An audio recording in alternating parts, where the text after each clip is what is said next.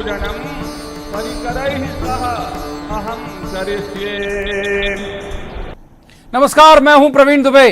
वनवास से भगवान श्री राम के लौटने पर जिस तरह पूरी अयोध्या जगमग हो गई थी, उसी तरह इस समय पूरा देश मना रहा है दिवाली। हर घर हर द्वार रोशन है। 500 वर्ष का संघर्ष, संकल्प, साधना पूरी हुई है आज। राम की आराधना पूरी हुई है आज। राम मंदिर का भूमि पूजन क्या भारत के नवनिर्माण की भी नींव है? प्रधानमंत्री नरेंद्र मोदी ने इस मौके पर जो खास बात कही वो ये कि राम मंदिर से निकलेगा भाईचारे का संदेश। उन्होंने कहा कि राम मंदिर पूरे देश में राष्ट्रीय भावना की अलख जगाएगा, हमारी संस्कृति का आधुनिक प्रतीक बनेगा। 29 साल पहले प्रधानमंत्री मोदी जब अयोध्या आए थे, तब उन्होंने कहा था कि अब यहां तभी आऊंगा जब मंदिर बन जाएगा। आज पीएम मोदी का वो संकल्प भी पूरा हुआ। अयोध्या में राम मंदिर के भूमि पूजन के मौके पर संघ प्रमुख मोहन भागवत ने देशवासियों से अपील की है कि यही समय है कि जब मन को अयोध्या बना लिया जाए तो हिंदुत्व की हुंकार के साथ देश की राजनीतिक दिशा बदलने वाला राम मंदिर आंदोलन राम मंदिर निर्माण की नींव रखे जाने के साथ पूर्ण विराम पर पहुंच गया क्या? अयोध्या में राम मंदिर के साथ क्या फिर एक नए अध्याय की शुरुआत होगी? एक संकल्प पूरा हुआ, अब आगे क्या मथुरा काशी है? इसके अलावा कांग्रेस के दफ्तर में जो रोशनी हुई, जो आतिशबाजी हुई, जो जश्न मनाया गया राम मंदिर निर्माण का, ये दृश्य भी बड़ा विरला था। आज हालांकि जो हमारा शो है जवाब तो देना होगा, उसमें बहुत ज्यादा सवाल उस तरह के नहीं हैं जो अक्सर पूछे जाते हैं, यानी पॉलिटिकल सवाल नहीं होंगे आध्यात्मिक। लेकिन तय बात है कि मेहमान पॉलिटिकल होंगे तो हो सकता है कि सवाल भी कुछ हद तक पॉलिटिकल हो जाएं। सवाल जवाब का सिलसिला शुरू करेंगे, लेकिन पहले आपको दिखाते हैं एक रिपोर्ट, देखिए।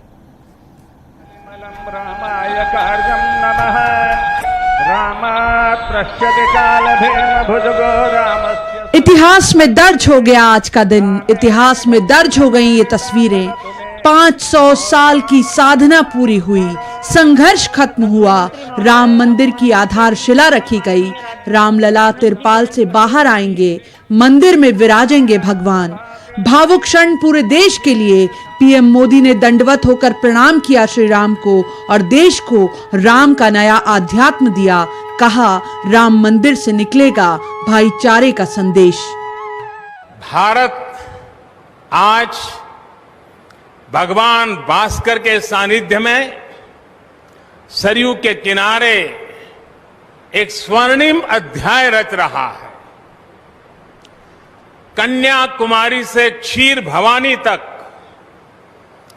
कोटेश्वर से कामाख्या तक, जगन्नाथ से केदारनाथ तक, सोमनाथ से काशी विश्वनाथ तक, समेत शिखर से श्रवण बेलगोला तक, बोध गया से सारनाथ तक, अमृतसर साहब से पटना साहिब तक, अंडमान से अजमेर तक, लक्षद्वीप से लेह तक, आज पूरा भारत राममय है।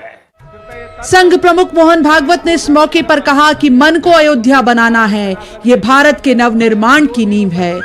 सब राम के है और सब में राम। हम सब लोगों को अपने मन की अयोध्या को सजाना संवारना है। पूरा देश राममय, सियासत भी भक्ति के रंग में डूबी। हैरान होंगे आप देखकर, लेकिन कांग्रेस मुख्यालय में भी सज गया राम दरबार। पूरे देश में राम का जाप, सुंदरकांड के पाठ, उत्सव, उल्लास, आनंद और पीएम मोदी का खास ये बयान कि सबके हैं राम। कभी राजनीति में हिंदुत्व का प्रतीक बनकर उभरी अयोध्या में राम मंदिर क्या अब नई परिभाषाएं गढ़ेगा? सामाजिक समरसता का प्रतीक बनेगी क्या अयोध्या? राम मंदिर सद्भाव का संदेश देगा? जवाब तो देना होगा। Bureau report, news 18 Madhya Pradesh, Chhattisgarh. बेहद खास पैनल हमारे साथ जुड़ा है। सबसे पहले उसका परिचय मैं आपसे करा दूं। हमारे साथ है रामेश्वर शर्मा, ये विधानसभा के प्रोटेम स्पीकर हैं। रामेश्वर जी का बहुत स्वागत। दूसरे मेहमान विजेंद्र सिंह राठौर, ये पूर्व कैबिनेट मंत्री हैं, वरिष्ठ नेता हैं कांग्रेस के। विजेंद्र जी का भी बहुत स्वागत। तीसरे मेहमान डॉक्टर विश्वास चौहान, ये संघ के विचारक हैं। डॉक्टर चौहान का भी बहुत स्वागत है। शुरुआत विजयन जी से कर लेते हैं। विजयन जी, आज जो कांग्रेस के दफ्तर में जिस तरह रोशनी हुई, जिस तरह पूजा पाठ और उल्लास मनाया गया, बहुत बड़ी प्रतिमा भगवान श्री राम की लगी, तो ये एकता हालांकि मुझे बहुत पसंद है, पूरे देश को पसंद है, लेकिन वजह क्या है अचानक? राम तो कभी बीजेपी के हुआ करते थे।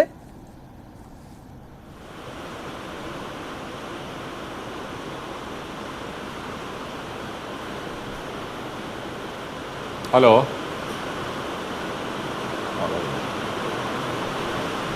सुन पा रहे हैं आप विजयन जी? आप हाँ, अब आपकी आवाज आई है। मैं मतलब लास्ट का आपका सेंटेंस नहीं सुन पाया, लेकिन मैंने शुरुआती बात आपकी सुन ली। दुबे जी, सबसे पहले तो हमारे चौहान साहब बैठे हैं, आप बैठे हैं, प्रोटेम स्पीकर साहब हमारे बैठे हैं।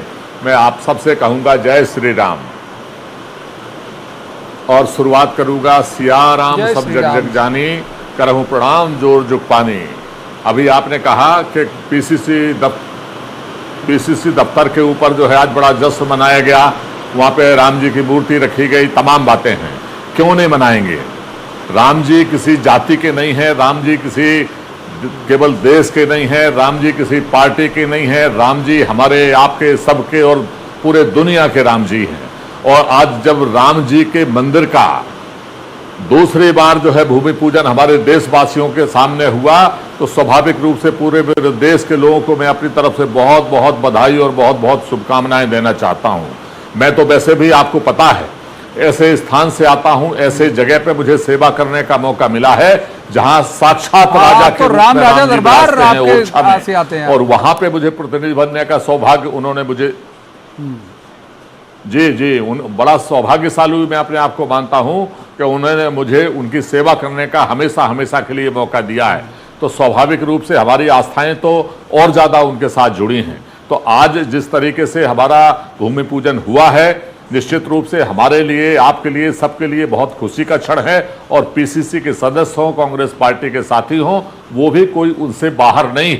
हम सब कुछ लोग ऐसे जरूर हैं जो एक पार्टी का उनको बनाने का प्रयास करते हैं। मैं इस पक्षधर नहीं हूं। उसे राम जी को सीमित करना, राम जी के साथ अन्याय करना है। मैं उमा भारती जी की उस बात से ताल्लुक रखता हूं जिसमें उन्होंने कहा है कि राम जी अनंत हैं, राम जी को जो बांधने का काम करेगा वही खत्म हो सकता है, राम जी हमेशा रहेंगे। इसलिए ये बात अगर जो है उनके पार्टी में भी हमारे मित्र लोग भी बहुत अच्छे ढंग से समझ लें तो और अच्छा होगा। मैं तो इस बात को बल्कि कहता हूं, मैं बहुत बड़ा ज्ञाता नहीं हूं रामायण का और बहुत ज्यादा धर्म के बारे में जानता नहीं हूं, लेकिन जितना मैं जानता हूं हमारे सनातन धर्म में, हमारे हिंदू धर्म में ये मान्यता रही है कि जब कोई अच्छा काम होता है, शुभ काम होता है, अनुष्ठान होता है या पूजन होता है, तो हम अपने जोड़े के साथ वहां पर बैठते हैं। राम जी ने भी याद करिए, जब अश्वमेध यज्ञ हुआ था तो राम जी ने, अगर सीता जी पहले वहां नहीं थी तो उन्होंने सोने की मूर्ति रखी थी और उसके बाद जो है उसका पूजन किया था। आज प्रधानमंत्री जी अकेले थे, परिवार सहित होते तो शायद और अच्छा जो है पूरे देश को भी लगता, और अच्छा जो है वो हम सब जो है महसूस करते और वो कार्य भी और ज्यादा जो है शुभ और सफल होता। पर्याप्त वक्त मैंने आपको पहले सवाल में दिया। रामेश्वर शर्मा जी हमारे साथ हैं, विधानसभा के प्रोटेम स्पीकर हैं। रामेश्वर शर्मा जी, पहली टिप्पणी आपकी, आज जो राममय हुआ देश उस पर और फिर उसके बाद ये कांग्रेस में आए हुए बदलाव पर, क्या भगवान राम ने पूरे देश को इस एकता में पिरो के रख दिया?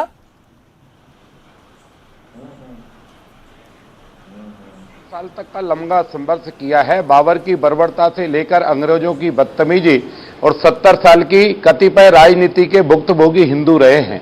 अनेक मौके ऐसे आए जब हिंदुओं ने अपना अपमान सहा है, हिंदुओं को दीवार में चुना दिया गया। राम जन्मभूमि के लिए 5 लाख से अधिक हिंदुओं की कुर्बानी हुई है। सिखों से लेकर साधु समाज से लेकर कार सेवक तक। ऐसा दौर भी आया कि जिस अवध में कभी वध नहीं कहा होता था, उस अवध में कार सेवकों पर गोली चली। गोली चलाने वालों की तथाकथित राजनेताओं ने पीठ थपथपाई। ये सरयू में लोग डुबकी लेकर राम के दर्शन करते थे, कार सेवकों के हाथ पैर बांधकर उस सरयू में पटक दिए गए। ऐसे अनेक माताओं ने अपने लाल दिए हैं, तब हमको यह शुभ अवसर देखने को मिला है। और इसलिए हम ये गर्व के साथ कह सकते हैं कि 500 साल की जो गुलामी थी, अगर 14 अगस्त 1947 को भारत आजाद हुआ, चंद्रशेखर, राम प्रसाद बिस्मिल, खुदीराम बोस, अशफाक उल्लाह खान, नेताजी सुभाष चंद्र बोस, इन सबके कारण तो आज ये आजादी की दूसरी हमारी आजादी का पर्व ये है। और ये हिंदुत्व का वो महाशंखनाद है जो राष्ट्रीय एकता और हिंदुस्तान के स्वाभिमान के प्रतीक है, क्योंकि राम अवध में पैदा हुए पर राम दुनिया में जाने जाते हैं। राम की मानवीय संस्कृति, राम की मर्यादा की संस्कृति, राम की वो संस्कृति जो जन जन के प्रिय राम है। आप देखिए, जब पिता आज्ञा से राम जाते हैं तो केवट को गले लगाकर कहते हैं कि केवट मेरा भाई है, भरत के समान केवट को तुलना दी गई। जब वो आगे जाते हैं तो जिस गिद्ध को दुनिया अस्वीकार करती है, राम ने गोदी में गिद्ध को उठाकर पिता दशरथ के जो है मित्र मानते हुए उनको अपनी गोदी में उठाकर उनको प्रणाम किया। राम ने सबको स्वीकार किया। जब बिल्ली के बेर गए तो बिल्ली के द्वार पर गए तो कौशल्या ने जिस कूक से राम को पैदा किया था, उस कौशल्या ने राम को जूठा खिलाए कि नहीं खिलाया ये हमने कभी नहीं सुना और देखा, लेकिन बिल्ली मां के जूठे बेर खाकर कहा कि कौशल्या मां से भी अधिक प्यारे और मीठे बेर दिए हैं मां तूने।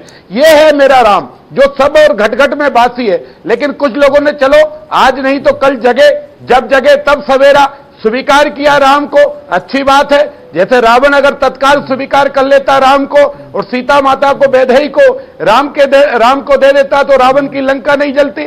ऐसे ही कतिपय लोगों ने, कतिपय राजनीतिक घरानों ने, कतिपय राजनीतिक दृष्टि रखने वाले लोगों ने अगर तत्काल राम को स्वीकार कर लेते।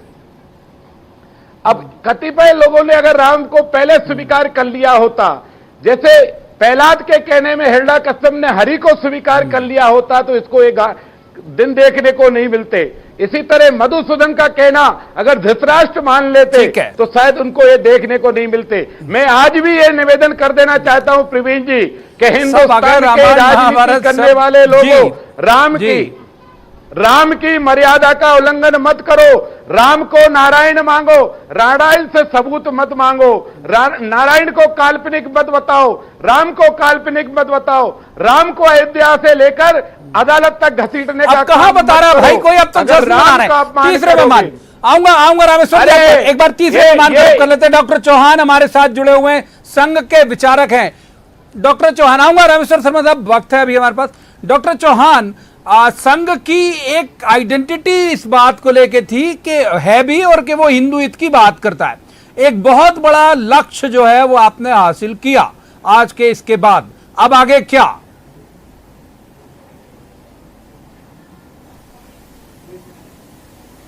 देखिए, संघ जो है हिंदुत्व की बात करता है, करता था, करता रहेगा। हमारे माननीय पूजनीय सरसंघ चालक जी के द्वारा आज एक बहुत अच्छा संदेश पूरे राष्ट्र को दिया गया है, विश्व को दिया गया है कि सबके राम और सब में राम। हम ये मानते हैं कि 1528 में जिस तरह 1,74,000 हिंदुओं को बर्बरता से मारकर बाबर के सेनापति मीर बाकी ने जो है मंदिर पर तोप के गोलों से उसको ढहाया था, उसके बाद 421 वर्ष तक हिंदू समाज जो है वहां पर इसके बाद संघर्ष करता रहा। और आज लगभग 492 वर्ष के बाद माननीय न्यायालय के निर्देश पर ट्रस्ट के द्वारा हमारे माननीय प्रधानमंत्री जी को आमंत्रित किया गया, साधु सन्यासी को आमंत्रित किया गया और जो ट्रस्ट वहां पर बना उसके द्वारा आज वहां पर निर्माण प्रारंभ किया गया। तो संघ की दृष्टि में हिंदू भाव जो है वास्तव में उस राष्ट्र की चिति है। जिस तरह की एक गुरुत्वाकर्षण होता है जिस पर सारे ग्रह घूमते हैं, पूरा अंतरिक्ष चलता है, उसी तरह भारत का भी जो एक राष्ट्र नीति है उसका चक्र जिस धुरी पर घूमता है वो हिंदुत्व है। और हिंदुत्व में समभाव है, हिंदुत्व में समरसता है, हिंदुत्व में राष्ट्र के प्रति एक सापेक्षता है, हिंदू में सर्व समाज को गले लगाने का एक भाव है। हिंदुत्व एक सस्टेनेबल एक तरह से धर्म है, जो इसको हम पोषणीय धर्म कह सकते हैं। विश्व में जितनी समस्याएं हैं उन सब समस्याओं का समाधान हिंदुत्व है। और जब हम हिंदुत्व की बात करते हैं तो वो राष्ट्रत्व है। और जब हम राष्ट्रत्व की बात करते हैं तो जहां भी राष्ट्र नीति की बात होगी संघ वहां पर खड़ा होता है। जो जन्मभूमि का जो एक मुद्दा था वो एक राष्ट्र नीति का मुद्दा था, हमने कभी उसको राजनीति का मुद्दा माना ही नहीं। और उस राष्ट्रनीति के भाव में यदि हम देखते हैं तो संघ की स्थापना तो 1925 में हुई है। हम अभी 2025 में लगभग 100 वर्ष हमारे संघ को, अपने संघ को पूरे होने वाले हैं। लेकिन ये राम जन्मभूमि की जो लड़ाई है तो 500 वर्ष पुरानी है। तो स्वतंत्रता के बाद हिंदू समाज को जिसे अकेला छोड़ दिया गया था, उन्हें अपनी लड़ाई लड़ने की अनुमति नहीं थी। लेकिन संघ ने दृढ़ता के साथ उनके साथ खड़े रहकर मान बिंदुओं की रक्षा किए, राष्ट्र की रक्षा किए, राष्ट्र की स्वाभिमान की रक्षा के साथ हिंदुओं के साथ खड़ा रहा। और विजयन जी का एक बार रुक कर लेते हैं, विजयन जी का रुक कर लेते हैं। विजयन जी, बहुत ज्यादा वक्त नहीं हुआ, आपकी पार्टी के कई नेता, मैं नाम भी उच्चारित कर देता हूं, दिग्विजय सिंह जी समेत और भी नेताओं ने भगवा शब्द आतंकवाद के साथ जोड़ा, भगवा आतंकवाद, मंदिरों को लेकर सवाल किए। अभी आज सुबह तक वो ट्वीट करते रहे मुहूर्त को लेके दिग्विजय सिंह जी, और फिर पार्टी का राममय हो जाना, राम पर उत्साह मनाना, उमंग मनाना, मैं बिल्कुल नहीं कहता हूं और मैं बिल्कुल उस बात के साथ ही हूं कि सबके राम और सब में राम, ये भाव मैं भी रखता हूं व्यक्तिगत तौर पर, लेकिन राजनीतिक तौर पर आप एक अलग आपकी लाइन दिखती थी, ये संवेद कैसे हुए?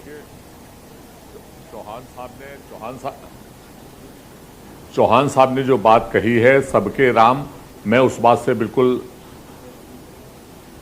इत्तेफाक, उस बात को मैं सहमत हूं। उस बात से मैं आज सोचता था कि हमारे शर्मा जी जैसी भाषा बोलते हैं, आज शायद इस मौके के ऊपर कुछ अच्छी भाषा का प्रयोग करेंगे, लेकिन मुझे तकलीफ है कि उन्होंने वो अपनी शैली के हिसाब से ही बोला, और अगर बल्कि इस चैनल के ऊपर वो माफ़ी मांग लें इस भाषा के लिए तो और अच्छा, उनके लिए भी अच्छा है और समाज के लिए भी अच्छा है। लेकिन मैं इतना आपसे कहता हूँ, दिग्विजय सिंह जी ने जो कहा वो दिग्विजय सिंह जी ने नहीं कहा। नंबर एक, जगत गुरु शंकराचार्य जी जो हमारे सबके आराध्य हैं, इस देश के जो है जगत गुरु हैं, तो उन्होंने उस बात को कहा जिसको दिग्विजय सिंह जी ने कहा।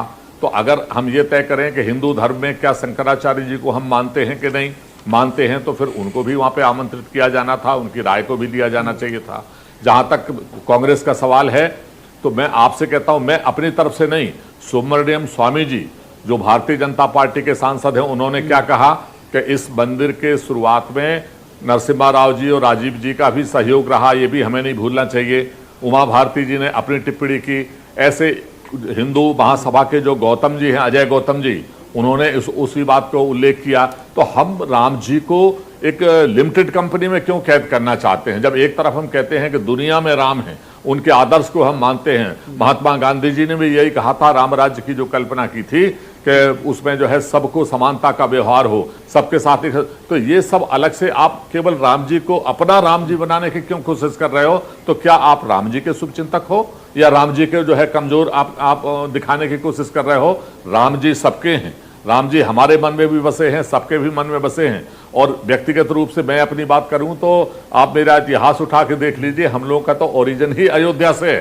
तो ये शर्मा जी से मैं कहना चाहता हूं, किसके लिए आप इस भाषा का प्रयोग कर रहे हो, ये जरा आप खुद समझिए। एक तरफ आप हिंदू की बात करते हो, बाबर की बात करते हो, दूसरी तरफ अपने भाइयों को आप इस तरीके से कर रहे हो, और इनकी तो बेटे की ससुराल भी हमारे क्षेत्र में, हमारे यहीं पर है। तो इनसे पूछो कि तुम किसके लिए ऐसी बात कर रहे हो, आप भी उसी श्रेणी में आ जाते हो अगर आप ये सारा कांग्रेस की तरफ कर रहे हो या उस तरफ कर रहे हो। हाथ के हाथ पूछ लेता हूं, हाथ के हाथ पूछ लेता हूं, जिससे समाज में संदेश अच्छा न जाए, लोगों को अच्छा न लगे। तो आप हाथ के हाथ पूछ लेता हूं आपकी बात। रामेश्वर शर्मा साहब, ये आपकी भाषा आग उगलने वाली है, ये कह रहे हैं विजयन जी, और आग उगलने वाली भाषा आप यूज कर रहे हैं, नंबर एक। और नंबर दो, ये कह रहे हैं कि भाई राम प्राइवेट लिमिटेड कंपनी की तरह नहीं आप उन्हें यूज कर सकते, सबके राम, सब में राम। तकलीफ किससे आप बताइए?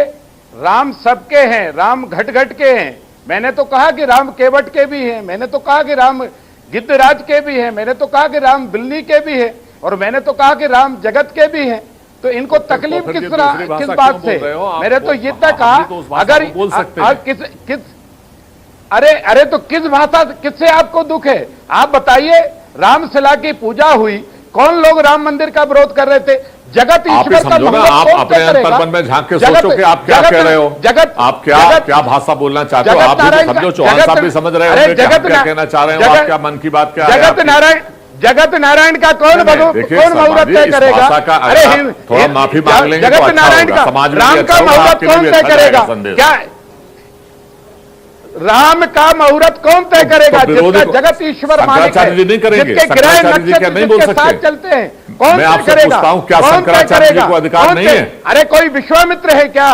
कोई गुरु वशिष्ठ है क्या? जब गुरु वशिष्ठ ने कहा कि राम जिस दिन से कौशल्या धर्माचार्य करेंगे, धर्माचार्य ना आप करोगे ना हम करेंगे, देश के धर्माचार्य करेंगे।